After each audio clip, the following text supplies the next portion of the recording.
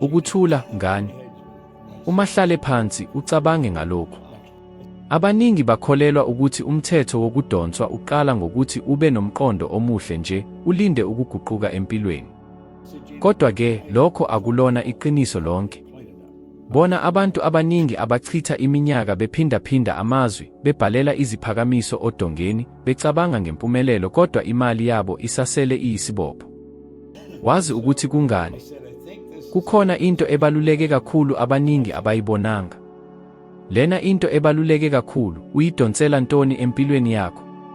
Akuwona umlingo olukhulu, noma iqhinga elilula, kodwa kunjengokudonsa komhlaba, kuqhubeka njalo, kungapheli, akukho okuyilanga. Ukukholelwa noma ukungakholelwa, akuyishintshi indlela oluqhuba ngayo. Iqiniso elibuhlungu, awudonseli lokho okulifisayo, udonsela lokho okunguwe. Ucabange ngezikhathi ozifishele ingcebo, ukuthula kwemali, ukuthola lokho olokhu ulikhandile, kodwa izikweletu zihlala zikhona, izikweletu zikhula, futhi konke kuhlala kunjalo. Akuwona umfutho wokufisa. Ukuphishekela akusizi uma amandla akho angaphakathi engahambisani. Kunjengokufuna umsindo womsakazo, owenza ijazz, kodwa uyilungile kwisiteshi esenza umsindo nje. Kungakhathaliseki ukuthi ufisa kangakanani, uma ungayishintshi isiteshi, awusoze wezwa umculo ofanele. Umuthi womuntu uyisizinda samandla, uthuthumela ngamandla amakhulu. Uma ubungabona ngemicroscope, ubungabona izigidi zamaphatikle ezisukuma njalo. Akukho okuhleli. Konke emhlabeni kuhlala kuthuthumela. Wonke umcabango, zonke imizwa, kukubeka kwisilinganiso esithile. Leli silinganiso lisebenza njengomanyethi, lidonsa abantu, izimo, nezehlakalo ezifanayo nesilinganiso sakho. Uma ubuze ukuthi kungani uyaqhubeka udonsele izinto ongathandi, impendulo ilula kodwa inamandla. Okubusa impilo yakho akuyona into oyifisayo ngokukhanya kwelanga, kepha lokho okulotshwe engqondweni yakho engakhanya. Ziyiparadigm, imikhuba yengqondo, ukukholelwa nezimo ezihlala zikhona ezingqondweni zakho kusukela ubusenesikoleni. Ukhulile uzwa amazwi athi, imali ayikhuliswa emithini, kudinga umzamo ukuzuza okuthile, abacebile bayizihlwele. Lokhu kuye kwakha isilinganiso sakho ngaphandle kokukwazisa. Manje, hamba ucabange, ungayidonsela kanjani ingcebo uma, ngaphakathi, ukholelwa ukuthi imali ingcolile, noma ukuthi ifika ngokuhlupheka nje kuphela. Ungaphumelela kanjani uma uvuka usesabekela ukwehluleka ngalokho onakho. Akuyona imifanekiso yengqondo engakhethwa, indlela owakhiwe ngayo, ingqondo yakho engajulile. Lokhu kuchaza izinto ezihlala ziphindaphinda. Umsebenzi onzima, izifundo ezinzima, imizamo eminingi, kodwa abasebenzi bangashintshi. Kunjengokuhamba emotweni egijima njalo, ukuphumula, ukubila, ukushisa, kodwa uhlala endaweni efanayo. Ukuthuthukisa isilinganiso akuyona indlela yokuzihlupha ngomzimba, kepha ukushintsha kwengaphakathi. Mhlawumbe uyabona lokhu. Ufuna ukuthuthuka, kodwa uzizwa uvaleleke, njengokungathi amandla angabonakali akuthuka emuva. Kuyadumaza, akunjalo? Kodwa lokhu akuyona ukwehluleka. Kubonisa ukuthi uyibonile iqiniso, ukufuna ingcebo ngaphandle kokuhambisana kwengcebo akusizi. Ngemva kokubona lokhu, konke kwaqondakala. Ngabona ukuthi impilo ayiphenduli lokho okukhuluma ngakho, kepha lokho okukholelwa ukuthi kungenzeka. Isilinganiso sokwesaba sidonsa izimo eziningi ezivuma lowo wesaba. Isilinganiso sokubonga sivula indawo yamathuba amasha. Manje cabanga, zingaki izikhathi okushiwo ukuthi uzoshintsha impilo, kodwa ubuyele endleleni efanayo. Zingaki izikhathi othembise ukonga imali, uqale iprojekthi, utshale imali kweyokuqala, bese impilo ibuyela njengoba injalo. Lokhu akuyona ukulala, kepha ngoba isilinganiso sakho asishintshile. Imibono emisha, engashadile nomfutho, ayiniki imiphumela. Izwe liphendula ngokubonakala. Aliphenduli lokho okushiwoyo, kodwa lokho oluthuthumelayo enhliziyweni yakho. Uma isilinganiso sakho singahambi kahle, uzothola impendulo efanayo. Abaningi bakholelwa ukuthi umcabango omuhle uyayishintsha impilo. Baphindela amazwi phambi kwegilasini, babhala amazwi amahle, bathi kubo, ngicebile, ngiphumelela, nginenani, kodwa bahlala benenkinga. Ukucabanga okuhle ngokwakho akushintshi imiphumela. Kungenza ukuzola okwesikhashana, kodwa akusishintshi iqiniso. Kungani? Ngoba akuyona ingqondo ebusa impilo yakho, kepha iparadigm ehlala ingqondweni yakho engajulile. Iparadigm iyipilotho oyitholayo okulawula ukuziphatha, izinqumo nezimpendulo. Ungaba nokuqonda kwakho lokho ofunayo, kepha uma iparadigm ingavumi, ngeke ikwazi ukusekela ushintsho. Bangaki abantu abaziwayo, abahlakaniphile, abafundile, abaphila ngezinkinga zemali? Ukwazi akubonisi imiphumela. Inkinga akuyona ukungabi nalwazi, kepha iparadigm. Kunjengohlelo oluqhubeka njalo oluphinda imikhuba, kungakhathaliseki ukuzama ukubaleka. Ngabuza ukuthi kungani abantu abaningi abakhanya, abanethalente kunami, bangaqhubeki. Babeqongelela izikhundla, imisebenzi emihle, kodwa babengakwazi ukushintsha lokho kube yingcebo yangempela. Ukuqonda amandla eparadigm kuchaze konke. Izincwadi ezifundwe, izifundo ezenzile, amagama aphindaphindwe uma iparadigm ithi awufanelekeli, kunzima, imali ayikho kuwe, impilo yakho izothobela lowo myalo oqambile. Mhlawumbe uyazizwa le nduma, ufuna, uzimisele, kodwa okuthile kukubuyisela emuva. Isiphithiphithi esingabonakali esingapheluli. Uzisola, uzizwa ufuna ukuzila, umzamo, uma, eqinisweni, uzama ukushintsha imiphumela ngaphandle kokushintsha imboni yinkinga. Ingqondo ebonakalayo icabanga ngakho konke, kepha ingqondo engajulile igcina imizwa edala umfutho. Ungathi ngicebile izikhathi eziyi-100 ngosuku, kepha uma usaba ukungakwazi ukukhokha izikweletu, lo mzwelo uzobonakala. Umthetho wokudonswa awuphenduli lokho okushiwoyo, kepha lokho ozizwayo nokukholelwa ngaphakathi. Cabanga ngalowo oqala ibhizinisi. Ukholelwa ngokukhanya kwelanga, kodwa iparadigm yokuhlupheka. Uyaqhubeka, kodwa ukwesaba nokungabaza kumbuyisela ezweni lokuthula. Noma umuntu othi ugcine, kodwa uchitha ngokungacabangi. Inkinga akuyona ukungabi namandla, kepha i-autopilot yangaphakathi. Futhi lapha kukhona iphutha elikhulu, ukukholelwa ukuthi ukushintsha imicabango kuphela. Ungashintsha umcabango ngomunye, kodwa ngaphandle kokushintsha iparadigm yangaphakathi, akukho okuzoshintsha. Kunjengokupenda indlu ngefundazwe elicindezelwe. Ngaphandle kubonakala kuhle, kodwa ngaphakathi kuhlala kungathembeki. Cabanga, zingaki izikhathi othembise ukushintsha, ukwenza okuhlukile, bese ubuyela endleleni efanayo. Lokhu akusho ukuthi awukwazi, kepha ukulwa nohlelo olukhulu kunentando yakho. Kuze kube yilapho lo mkhuba uqoshwe kabusha, impilo yakho izophinda ibe nezahluko ezifanayo. Ukucabanga okuhle kuyisiqalo nje. Kubalulekile, kodwa akwanele. Ukuthuthuka kwangempela kwenzeka ngokuthuthukisa imizwa nokukholelwa, ngokushintsha isisekelo, ukushintsha iparadigm endala ngeyentsha. Kuphela lapho lokho olicabangayo lizobonisa imiphumela.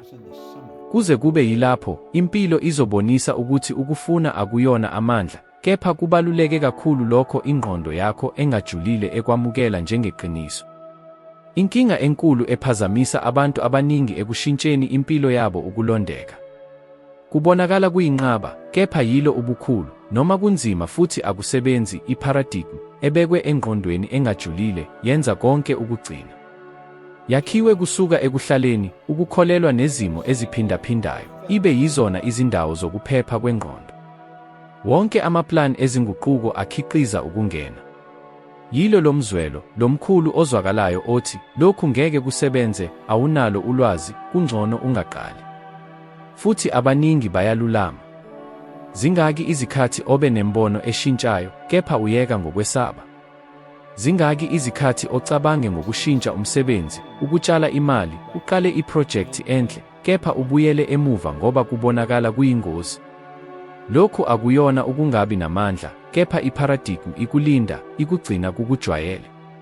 Okulandelayo, kepha akuyona into engcono. Kungaba umsebenzi ongenamnandi, ubudlelwano obungekuhle, izikweletu ezihlala zikhona. kepha ingqondo iyalandela ngoba iyazi ukuqonda lokho. Ngiye ngizizwe ngokweqile. Njengombomvu, ngangingenayo imibono enhle. Kwakuyumsebenzi oqinile, kodwa ngangazi ukuthi angifuni ukuhlala lapho. Lapho ithuba lokufaka ibhizinisi lami livuleka, ubuhle bami bahlangana. Ngangingenalo isifundo esikhulu, ulwazi lokulawula imali, futhi konke kimi kwakusho ukuthi kwakungukuthi ngingazi ukuthi ngizophuma. Kepha okuthile kwangitshela, uma ungazami uzoqala le ndlela. Kwakungekuhle, okwesabisayo. Ngilahlekelwe ubusuku bomsebenzi, ngesaba ukwehluleka, ngicabanga ngokuthi ngiyayeka izikhathi eziningi. Kepha ngithathe isinyathelo. Nonyaka wokuqala ibhizinisi laphumelela kakhulu. Ngithole okungaphezu kwalokho engangilithola ngeminyaka njengombomvu. Ngabona ukuthi ukungakhululeki kwakungelona uphawu lokulimala, kepha ukukhula. Iparadigm ifuna ukukugcina ezweni lokuthula, kepha ngaphandle kwalokho impilo iyashintsha. Inkinga ukuthi abaningi bahlanganisa ukungakhululeki njengento embi. Ngesaba noma ukungabaza, bayayekela phakathi nendlela. Kepha lo mzwelo ungokuba uqhekeka nomkhuba omdala. Yiphawu lokuthi ucindezela ingqondo yakho engajulile ukwamukela isilinganiso esisha. Ekuqaleni kuzobuhlungu. Kuzobonakala kuyinqaba, kuzothola imibuzo. Kepha kuphela ngokudlula le nqubo entsha ivela. Cabanga ngazo zonke izikhathi ocishe uqale okuthile ngokwesaba. Uma uqhubekele phambili, ubungaphi manje? Zingaki izikhathi olahlekile ithuba ngoba ingqondo yakho yathi akulona isikhathi esifanele? Impilo ayilindi ukuba uzizwe ulungile. Iphendula lokho okwenzayo, ngisho nokwesaba nokungabaza. Isayensi iyakufakazela lokhu. Ucwaningo olukhulu lubonisa ukuthi umuntu uyaphepha izinguquko, ngisho nezinhle, ngoba ubuchopho buhlanganisa into engaziwa njengegozi. Kepha futhi kukhombisa ukuthi ukulwa nokungakhululeki, ukuxhumana okusha kwe-neural kuyenziwa, futhi ushintsho luyenzeka. Ngifunde ukuthi indlela kuphela yokukhohlisa iparadigm, ukusebenza ngisho nokwesaba. Ngokuzenzela lokho, ufunda ingqondo yakho ukwamukela umkhuba omusha, ohamba kancane uba yikhaya. Okukade kubonakala kungekho ukwenzeka kuyaba yilokho. Kwakunjalo kimi, futhi kungaba njalo nawe. Manje zibuze, yini oyishiyile ngoba yayingakhululeki kakhulu? Yini ofuna ukuyishintsha, kepha wawungenalo isibindi? Lokhu kukhuthazwa akusho ukuthi awufanele uqhubeke, yilona ilizwi lokugcina le-paradigm ezama ukukugcina uvalekile. Ngokudlula leyo ngxaki, uzothola impilo ofuna. Ubumpofu akuyona nje ukungabi nemali. Ngaphezu kwakho konke, isilinganiso. Abantu abaphuma ngokuhlupheka badonsa okuningi, imingcele nezinkinga. Kunjengokulungisa umsindo womsakazo. Kwisesilinganiso esingalungile, kungakhathaliseki ukuthi ufisa kangakanani, awusoze wezwa umculo ofanele. Othuthumela ukukhathazeka okungapheli ngezikwelethu, izikweletu nezinkinga, uqinisa njalo ukuxhumana nobumpofu. Mhlawumbe usuyadlula lokhu, izikweletu ziyakhula, konke kubonakala kubi kakhulu. Isikweletu esingalindelekile sifikile, isindleko ezingahlelwe, isiphephelo esichitha imali encane. Uzibuza, kungani lokhu kuhlala kwenzeka kimi? Impendulo ilula, kepha ibuhlungu, uvaleleke esilinganisweni sokungabi namandla. Ingqondo yakho iyakhathazeka ngokulahlekelwa, idonsa izimo eziningi ezivuma lowo wesaba. Ngiyakhumbula ubusuku engangilala ngicabanga ukuthi ngizokhokha kanjani izikweletu zenyanga elandelayo. Ngingavuka nginomuzwa ofanayo wokucindezeleka. Kwakunjengokungathi inkinga ikhula ebusuku. Kulowo mzuzu ngiqonde okuthile okubalulekile, ukondla imizwa embi kuqinisa isilinganiso esibi. Kunjengokutshala imbewu yokukhathazeka nsuku zonke nokuqoqa izithelo zezinkinga eziningi. Angiyena yedwa othi lokhu. Ucwaningo lwe-Harvard Business Review lubonise ukuthi amaphesenti angama-85 wokukhathazeka ngezimali kwabantu awenzeki. Okusho ukuthi abaningi bayakhathazeka ngezimo ezingakaze zenzeke. Kepha leyo namandla yokukhathazeka okungapheli igcina ingqondo ivaleleke esilinganisweni sokungabi namandla. Ubone ukuthi uma ukhathazeka kakhulu, ithuba libonakala liyaphela. Ukukhathazeka kwakho kukhulu kakhulu, awukwazi ukubona izisombululo. Manje cabanga, zingaki izikhathi okushiwo ukuthi angingakwazi ukuchitha, ngeke kwenzeke, imali iyaphela. Futhi wazizwa unjani ngemva kwalokho? Ukuzola noma ukucindezeleka? Lawo mazwi awaziwona amagama nje kuphela, kepha ukubonisana okuqinisa isilinganiso sakho. Izwe alizwa angingakwazi ukuchitha. Lithola ukulahlekelwa, ukulahleka. Futhi yilokhu okulidonsa. Ngakolunye uhlangothi, uma ushintsha isilinganiso sakho, ngisho ngaphandle kwemali ofuna, izinto ziqala ukuhambisana. Ukubonga kungenye yezindlela ezikhulu zokushintsha isilinganiso. Kubonakala kulula, kepha kusebenza. Uma ugxila kulokho onakho, esikhundleni sokudukisa lokho ongalunayo, ubeka ingqondo yakho kwisilinganiso esihlukile. Kunjengokushintsha isiteshi kwisiteshi somsindo, umsindo uyahamba futhi wezwa umculo oqondile, omuhle. Ngiyazi ukuthi, kulabo abathukuthele ezikweletini, ukubonga kungabonakala kungekho ukwenzeka. Kepha kuleyo ndawo ngibonile ukubaluleka kokukhetha. Ngokwenqaba ukukhala ngalokho engangingenalo nokubonga ngalokho enganginalo, impilo yami, amandla ami, amathuba avele, iqiniso lami laqala ukushintsha.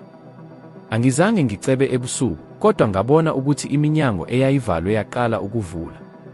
Konke kwenzekile ngoba ngishintshe isilinganiso sangaphakathi. Okugcina abantu abaningi bevaleleke ekuhluphekeni akuyona ukungabi namathuba, kodwa ubugcino bengqondo abaphila kuwo. Yilo umkhuba wokucabanga kancane, ukugxila enkingeni, ukukholelwa ukuthi kuyohlala kunjalo. Uma uqhubeka uphinda lelo silinganiso, impilo yakho izoqhubeka ikuletha okufanayo. Kepha uma unquma ukushintsha indlela ozizwa ngayo, ngaphambi kokushintsha imiphumela, izwe liphendula ngokuhlukile. Ukungabi namandla kuyisiteshi somsindo nje. Ungashintsha isilinganiso. Ngokushintsha, uzobona ukuthi lokho okwakubonakala kungekho ukwenzeka kuqala ukwenzeka ngezindlela ezingaqondakali. Kukhona izibonelo ezicacile, ezibonakalayo, zendlela iparadigm engakha noma ibhubhise ngayo impilo. Akubalulekile ukuthi umuntu uthola kangakanani imali, amathuba angaki anawo noma unethalente kangakanani. Uma iparadigm ihlelwe ekuhluphekeni, ngokushesha noma kamuva, konke okuzuziwe kuzolahleka. Kunjengokugcwalisa ibhakede eliqhekekile, kungakhathaliseki ukuthi amanzi mangaki, kuyohlala kuqhekeka. uMike Tyson ubonisa lokhu ngokucacile. Uthole imali engaphezu kwezigidi ezingama-300 ekuphileni kwakhe. Izigidi ezingama-300 zamadola. Zingaki izizukulwane ezingaphila ngokunethezeka ngaleyo mali? Ngisho noma kunjalo, ulahlekelwe konke. Kungani? Ngoba akakaze ashintshe uhlelo lwakhe lwangaphakathi. Udonsele ingcebo ngethalente, kepha ingqondo yakhe, evalelwe eparadigm yokuzibhubhisa nokungalawuleki, ayikaze iqinise ingcebo. Umphumela awuhlali, ukwehluleka, izinkinga zomuntu siqu nokuqinisekiswa kokuthi imali ngaphandle kokushintsha isilinganiso ayinaso isikhathi eside. Ngakolunye uhlangothi, kukhona izindaba ezibonisa okuphambene, ezibonisa ukuthi ukushintsha kweparadigm kungayisa kanjani umuntu ezimweni ezingenzeki eziphezulu. U-Oprah Winfrey wazalwa ezweni eliphakathi nobumpofu obukhulu nokuhlukumezeka okwakungamenza kalula ukuba aphile ngezimo zokuhlupheka nokungabi namandla ezingangibungqolo lwakhe. Kepha wenza okuhlukile, washintsha indlela ayebona ngayo, wakhula ngengqondo yokuqhubeka nokuthuthuka, wafunda ukulungisa isilinganiso sakhe ngengcebo namathuba. Umphumela, waba omunye wabesifazane abanamandla nabacebile emhlabeni. Akuyona inhlanhla, akulona ihlengethwe.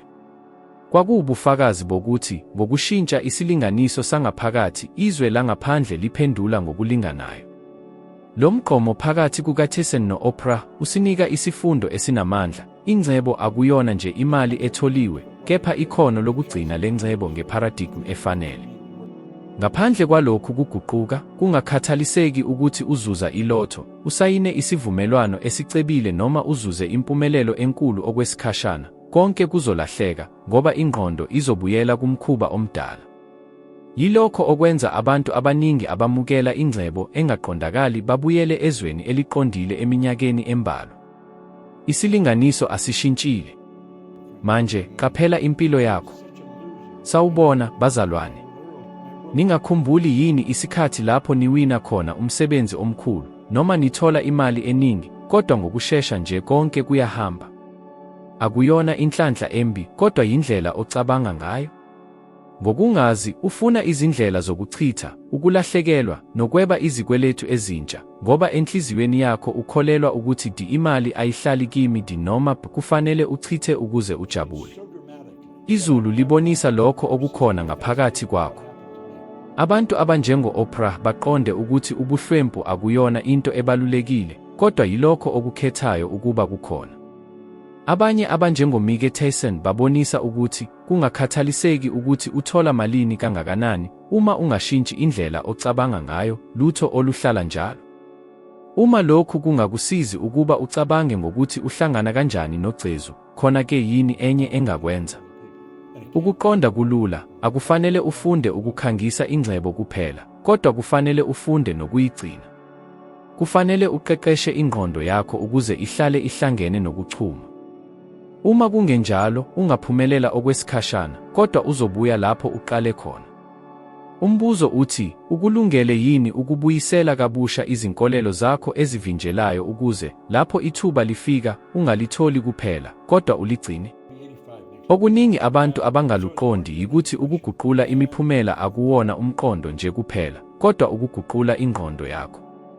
Ukucabanga okunengqondo kungakha imiqondo emisha, kodwa uma ungashintshi uhlelo lwakho lokuzizwa olulolwe esibindini sakho, konke kuyahlala kunjalo. Kufana nokuvumela isofthiwe entsha kukhompyutha endala, ngaphandle kokuvuselela i-operating system. Ungacindezela izinkinobho ezifanele, kodwa imiphumela ingeke ibe yilokho okulindele. Futhi nansi into ebaluleke kakhulu, ubuchopho abubonakali ngamazwi, bubona ngemizwelo. Ungaphinda amazwi okuqinisekisa usuku lonke, kodwa uma ungazizwa iqiniso lawo, uma ungawakhombisi ngentshiseko, ingqondo yakho endala iyawalahla. Yingakho abantu abaningi beqala izinto bejabule, bese beyeka ezinsukwini ezimbalwa. Akuyona ukungabi nazifiso, kodwa ukungabi nakho kokubuyekeza. Ngikhumbula lapho ngifunda i-Think and Grow Rich. Ekuqaleni, leyo miqondo yayingikhathaza kangangoba cishe ngiyishiya. Kwakunjengokungathi ikhasi ngalinye laliqala konke engikukholelwayo. Uyazi ukuthi ngazizwa njani? Ukwesaba, ukuphikisana, ukungabaza. Kodwa kwakuwulowo mzwelo owangibonisa ukuthi ngisendleleni ezifanele, ngoba ngangilwa nezinkolelo zami ezivinjelayo. Ngalandela imiyalo, ngisho noma ngangingakuqondi ngokuphelele, futhi ngonyaka imali yami yakhuphuka ukusuka kumadola $4,000 kuya kumadola $175. Kamuva, ngadlula uphawu lwezigidi zamadola. Okuhle kakhulu ukuthi kwathatha cishe iminyaka eyishumi ukuqonda ukuthi kwenzeke kanjani. Angishintshanga ukucabanga kwami kuphela, ngishintshe ingqondo yami. Yingakho, uma ufuna ngempela imiphumela ehlukile, kufanele uqale ukuzizwa lokho ofuna ukukuthola, hayi ukucabanga ngakho. Lapho uhlanganisa imizwelo yangempela nomqondo omusha, uqala ukungena esibindini sakho. Ukwazisa, ngokwesibonelo, ingenye yezindlela ezinamandla kakhulu zokwenza lokhu. Uma ugxila imihla ngemihla ezintweni ozibonga ngazo, ngisho noma ungakabi nokuphila ofuna ukukuba nakho, uthumela umyalezo oqondile esibindini sakho, nginalo, ngingukona, ngiphila ngokuchuma. Lokhu kuguqula amandla akho. Yingakho ngincoma inselele. Izinsuku eziyi-7 lapho uvuka, bhala izinto eziyi-10 ozibonga ngazo. Ungacabangi kuphela, bhala. Isenzo sokubhala ephepheni siqinisa esibindini sakho ukuthi lokho kuyiqiniso. Futhi, usuku lonke, lapho uqaphela ingqondo yakho isuka ekuchumeni, yeka futhi uxhumekele nomunye walowo mazwi okubonga. Yenza lokhu njalo. Kungabonakala kulula, kodwa yilolu hlobo lokuzivocavoca oluqala ukuphazamisa imigqa yokuphikisana. Isayensi iye yabonisa ukuthi ukuzivocavoca okungajwayelekile kokubonga kushintsha izakhiwo zobuchopho ezihlobene nokuthula kwengqondo nokuthatha izinqumo. Abacwaningi eYunivesithi yaseCalifornia babonise ukuthi abantu ababhala ngokubonga abazizwa nje bejabule, kodwa futhi bathatha izinqumo zezezimali eziqondileyo nezilinganiselwe. Lokhu kubonisa ukuthi asithethi ngokomoya noma amandla angabonakali, kodwa ngezinguquko zangempela endleleni ubuchopho obusebenza ngayo. Futhi yilokho okudingayo, ukuguqula amandla akho abe yinto eqhubekayo, hayi eyaphela ngokushesha. Uma ushintsha ingqondo yakho, uguquko lwemiphumela luzenzakalelayo. Uqala ukukhangisa abantu abahlukile, amathuba ahlukile, izimo ezazingeke zenzeke ngaphambili ziqala ukuvela. Futhi ngaleso sikhathi, umthetho wokukhangisa awuseyona into engabonakali, kodwa uba yiqiniso elibonakalayo. Ngakho-ke ngibuza, ukulungele yini ukubhekana nokungakhululeki kokuguqula ingqondo yakho nokwenza lo mkhuba wokubonga ube ngumkhuba wansuku zonke? Ngoba uma uwenza, ngokushesha uzobona ukuthi iphutha elikhulu kwakukukholelwa ukuthi ukufuna kunakho konke. Isifiso sivula umnyango, kodwa ukuguquka kwamandla yikho okwenza ukudlula. Umthetho wokukhangisa awuphenduli kulokho ofuna ukukuthola, kodwa kulokho okukhona, lokho okukuzwayo nokukukhangisa imihla ngemihla. Yingqondo yakho ekunquma ukuthi uzophindela imiphumela efanayo noma uzovula indawo yento entsha ngokuphelele. Futhi uma usuvele uqaphele lokhu, usephambili kunabantu abaningi. Ngoba kusukela kulokhu kuqonda, isinyathelo ngasinye esincane osilithatha siqala ukuthola amandla. Futhi kwividiyo elandelayo ebonakala esikrinini, ngizokukhombisa ukuthi ungenyuka kanjani esiteji esilandelayo kule ndlela yokuqhubeka, ukuze ube ngcono kunokuba ukhona manje. Ngiyabonga ngokuba lapha nami futhi ngilindele evidiyo elandelayo.